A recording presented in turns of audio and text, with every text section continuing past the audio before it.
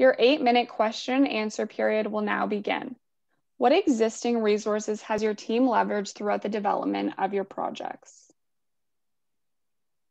You can go, sorry. So some of the existing resources that we've leveraged for the Narican project is the different Enactus teams in India that we've worked with. They have set up projects that were running for a couple of years beforehand. So instead of starting projects from scratch on our end, we really worked to use the resources and the community connections that they'd used already to make a bigger impact for that project. For Project Affirm, we've been able to actually reach out to existing resources that already exist and develop these relationships with with Humber College, the Indigenous department there, especially the Dean of Indigenous Education. And we've also been able to reach out to existing friendship centers and existing high schools already that have a high Indigenous population in them. If your team was given $25,000 right now, what would you use it for? I think that's for Project Narican. I think we would try to use that money to continue expanding it to new teams, because right now we have developed a partnership with one team in India, and we are working to bring bags and items over to Canada to sell them in the Canadian market. And I think that money would allow us to expand even further to new teams and expand beyond just the simple buying of bags and introduce new ideas into the project that we've had, such as creating these, tags that provide a short bio of the women who made it, or potentially looking into further training for these women in areas that they kind of are interested in and need that additional training. I think, that money would go towards just expanding our reach, and also like expanding the activities that are incorporated into our project in that sense. Yeah, and for Project Affirm, if we were able to have access to that funding, I think it would be actually setting up a conference or a workshop, a large workshop for Indigenous youth entrepreneurship, and being able to fund Indigenous entrepreneurial endeavors, while also setting up and expanding our mentorship program across Canada rather than just in Ontario. Do you have any direct competitors, and what is your unique competitive advantage? So for Project Narican, our direct competitors would be obviously the other people that are selling similar products as us, either in Canada or in India.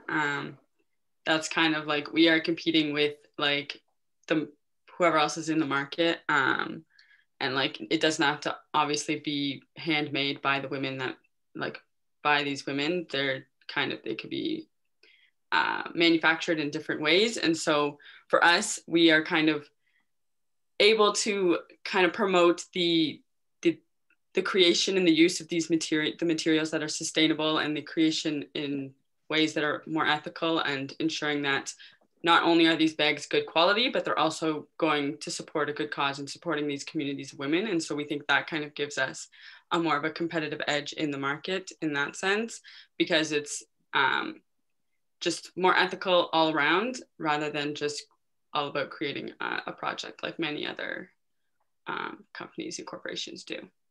And I'll just add on to that really quickly, that instead of directly competing with some of the stores and shops that are already selling these kinds of ethically made products in the GTA, that we hope to work with them and create a partnership, so that we're not necessarily competing with the people who are already creating these ethical products and selling them, but that we're making a partnership to kind of build that market.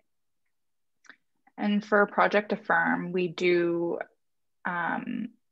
have noticed that there are other entrepreneurial workshops and other entrepreneurial support systems, but a lot of them don't focus on Indigenous populations, and more specifically, a lot of them don't focus on female Indigenous entrepreneurs. And there are a lot of services, but there's not community support, which research has shown is really, really critical to the success of Indigenous entrepreneurs. Can you outline the costs related to the development of these projects? Sure. So for Project Narcan, the costs have been mainly around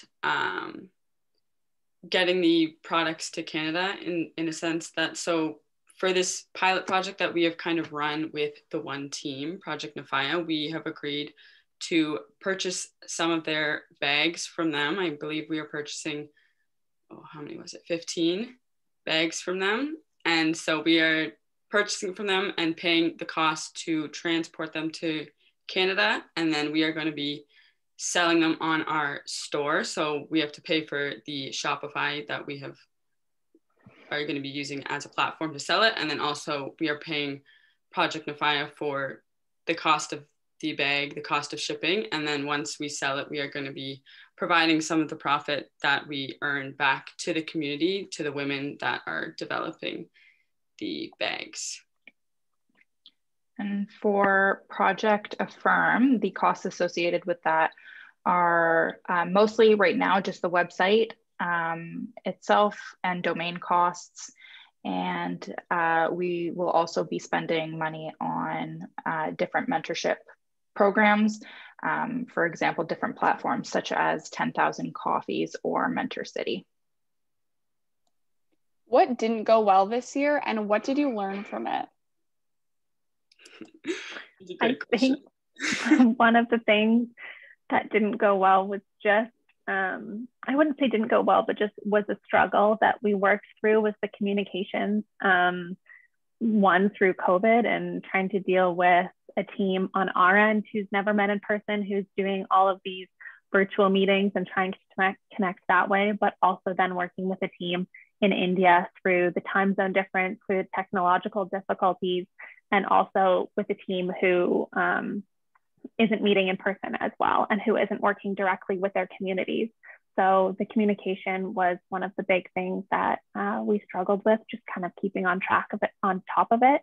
But I think we learned that patience is a virtue, but also to work through it, and that we got a lot of really good communication when it did happen, and just the back and forth and that pre-planning everything and outlining everything really well when we did get through to that communication is one of the things that we really learned through it. Do you have plans to scale your projects? Why and how?